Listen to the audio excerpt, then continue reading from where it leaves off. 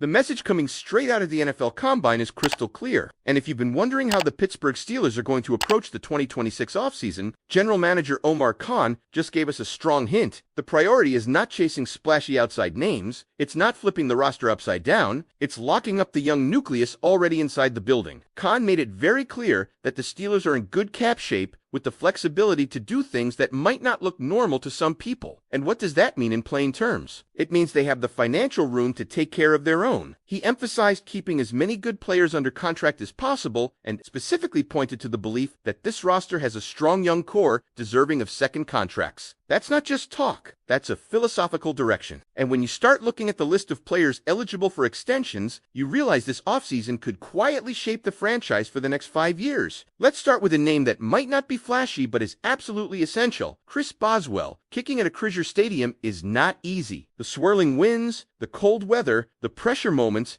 yet Boswell has mastered it. He's widely viewed as one of the best kickers in football, and projections have his next deal around 3 years, $20 million, roughly $6.5 million per season. For a player of his caliber, in that environment, that feels more than reasonable. This feels like one of those extensions that just makes too much sense not to happen. Then you look at Joey Porter Jr., and this is where things get really interesting. He solidified himself as this team's CB1 last season. The growth was obvious. The penalties that once plagued him reduced. The confidence in man coverage elevated. He's the kind of physical, long-armed press corner every elite defense needs. Someone you can trust to travel with the #1 receiver and allow coverage to rotate elsewhere. His playoff performance against Nico Collins stood out as one of the few defensive bright spots in that game. When you talk about paying him, you're talking serious money. The top of the cornerback market is around $30 million per year. A realistic range for Porter could be between $25 and $30 million annually. And here's the key. By the end of that deal, that number might not even rank top 10 at the position. That's how fast the market moves. If the Steelers believe he's a top 10 corner right now, and the tape suggests he is, then paying him like a top 5 corner today could look smart 2 years from now. Now shift to Darnell Washington. Omar Khan didn't hesitate when discussing him. No injury concerns, no restrictions expected, and more importantly, he called him a guy they want long-term. Washington's skill set is unique. His size, athleticism, blocking presence, and growing ability as a receiver make him a mismatch piece. With the tight end market climbing and the salary cap rising, it's realistic to think he could command $12.5 million to $15 million per year. That would surpass what other tight ends currently on the roster are making. But Washington isn't a typical tight end. He's a weapon who impacts both the run and pass game in a major way. Then comes one of the more complicated evaluations. Keanu Benton, his disruption and quickness are clear strengths. Getting into the backfield, creating chaos, winning with athleticism, that's his game. But anchoring against double teams as a nose tackle has been a weakness, and that's been a liability in the run defense. If the Steelers project him long-term as more of a 4-technique or 3-4 defensive end type, potentially stepping into a role that Cam Hayward may eventually vacate, then an extension makes sense. But if they view him strictly as a nose tackle, and he commands $20 million plus per season, like some top defensive tackles do, that becomes risky. It would be a projection-based investment, and projection contracts can either age beautifully or become burdens quickly. There are also players who theoretically could be extended, but feel less likely. Nick Herbig is talented, but with TJ Watt and Alex Highsmith already commanding major money at edge rusher, paying a third rotational edge big dollars doesn't align with resource allocation. If Herbig wants starter money, something would have to give. And historically, the Steelers are loyal to their established stars. Patrick Queen is another fascinating case. The raw athleticism and blitz ability are undeniable, but his production under the previous defensive structure did not match his salary level. With Patrick Graham now in charge defensively,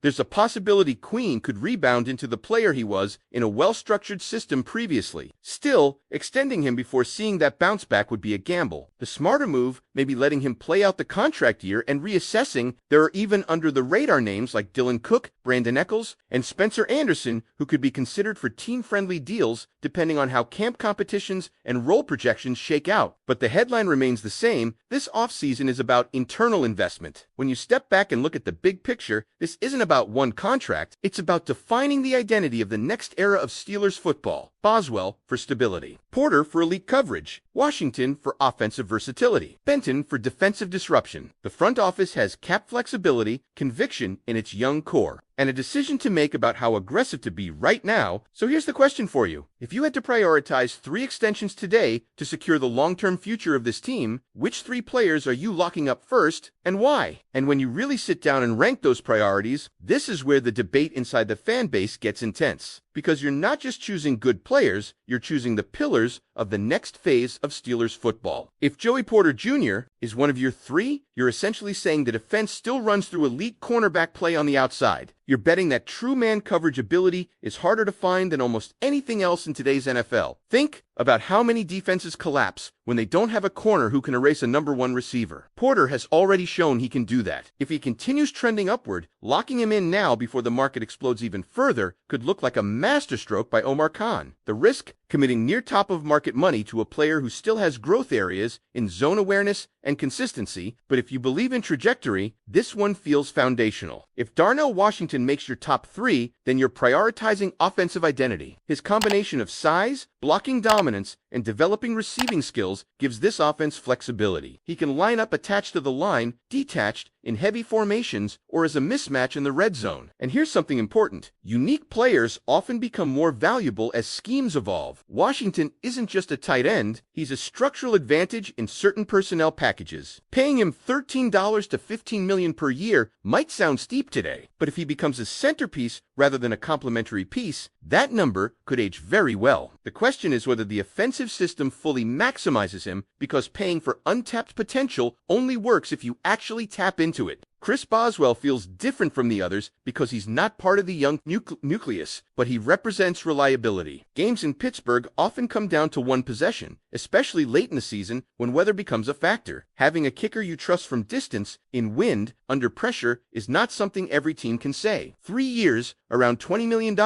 is not franchise-altering money, it's stability money. And stability in tight AFC games matters more than people sometimes admit. Now let's circle back to Keanu Benton, because this might be the most philosophical decision of them all. If the Steelers view him as a long-term replacement type at a 5 technique or 4-eye spot, especially with Cam Hayward nearing the end of his career window, then extending Benton early could secure a disruptive presence before he fully breaks out statistically. But if they're unsure about his role, or if they believe his run defense limitations remain a ceiling issue, then committing $20+ million per year becomes far more complicated. This is the classic pay for what he is versus pay for what he could become dilemma. Then you have the practical roster math. TJ Watt and Alex Highsmith already consume significant cap space at edge rusher. That reality makes a Nick Herbig extension extremely difficult to justify unless something dramatic changes. It's not about talent, it's about allocation. You simply cannot heavily invest in 3 edge rushers when other positions need long-term security. If Herbig wants starter-level money and opportunity, the Steelers may be forced into a tough business decision rather than a football one. Patrick Queen's situation is more about timing. If Patrick Graham unlocks a more aggressive, better structured role for him and his missed tackle issues drop while his impact plays rise, suddenly the narrative flips. But extending him before seeing that bounce back would mean betting against the evidence from last season. The smarter path feels like evaluation over emotion. Let him prove it in the new system, then decide. What makes this offseason fascinating is the cap flexibility Omar Khan referenced. He openly acknowledged the Steelers are in good financial shape and can do things that might not look typical. That opens the door to front-loaded deals, creative guarantees, or early extensions that buy out future inflation. The NFL salary cap keeps climbing. Contracts that feel large today often feel manageable 2 years later. That context matters when you're projecting value. And don't overlook how these decisions signal direction to the locker room. When you extend your young core early, you're telling the roster that development here gets rewarded, that continuity builds culture. But you also have to avoid overcommitting to players who haven't fully proven long-term consistency. It's a balance between conviction and caution. So now it really comes down to identity. Are you building around defense-first dominance, anchored by a shutdown corner and disruptive defensive line pieces? Are you leaning into offensive versatility with a unique tight end weapon? Or are you securing stability in key specialist roles while staying flexible elsewhere? This offseason isn't about headlines. It's about foundation. And sometimes the quiet contract extensions end up mattering more than splashy signings. So let me ask you this. As we move toward the bigger picture in part 2, if the Steelers end up extending Porter, Washington, and Boswell, but decide to wait on Benton and Queen, would you see that as smart long-term planning or playing it too safe with the defensive front? Because here's where this conversation really turns from theory into long-term consequences. If the Steelers move forward by locking in Joey Porter Jr., Darnell Washington, and Chris Boswell, what they're really saying is this: We are confident in our premium building blocks, and we are willing to let projection players prove more before we commit major resources. That approach is disciplined. It avoids emotional spending, it protects flexibility, but it also carries risk. Let's take the defensive front. If you wait on Keanu Benton and he takes a significant leap this season in a more natural role along the line, his price doesn't stay at $20 million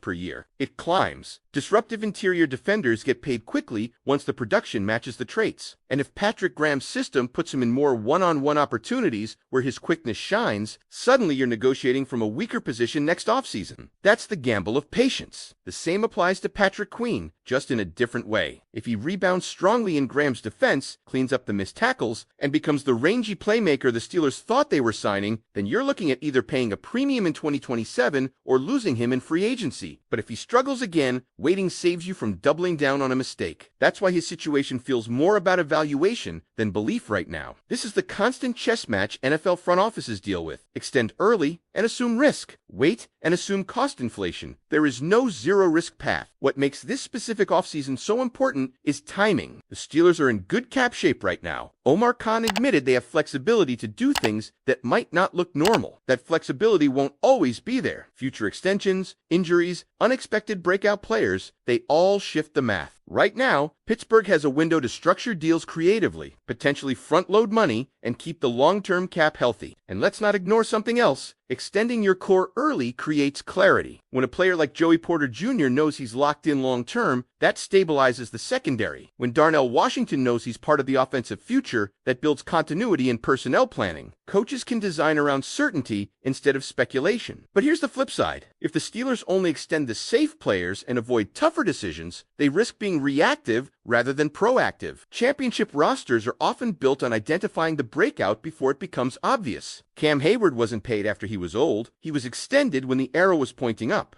That's the type of conviction that separates good teams from great ones. Another layer to this is locker room perception. Players watch how the organization handles contracts. If performance and development are rewarded early, that reinforces culture. If players feel they must overperform for years before security comes, that changes how they view their future in Pittsburgh. These decisions ripple beyond cap spreadsheets. Then there's roster balance. If you invest heavily in cornerback and tight end, but hesitate along the defensive interior, you're shaping the identity of the team. You're saying coverage and offensive versatility matter more than interior dominance? Is that the right formula in the AFC? Especially in a conference filled with elite quarterbacks? That's a legitimate question. And think about this. If the Steelers exceed 3.5 extensions this offseason, and if they get aggressive, that signals a front office fully committed